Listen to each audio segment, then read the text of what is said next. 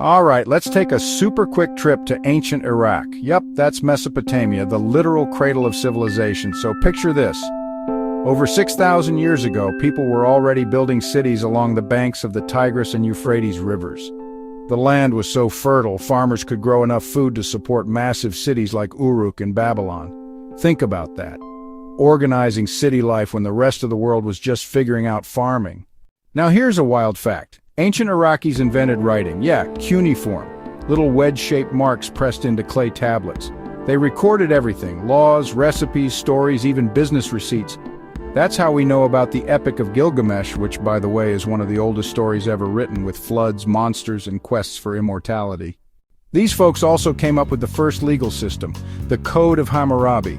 Imagine seeing giant stone pillars around your city with laws carved into them.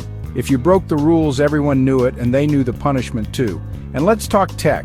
The wheel? Invented here. The concept of time, dividing the day into hours, minutes, and seconds. Also Mesopotamian. They built ziggurats, massive step pyramid temples that looked like something out of a sci-fi movie. But it wasn't all just serious stuff.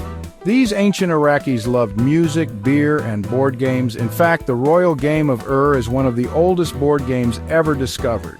So next time you check the time, write something down or roll some dice. Just remember, you can thank ancient Iraq for that. It's crazy how much of what we do today started right there in Mesopotamia thousands of years ago.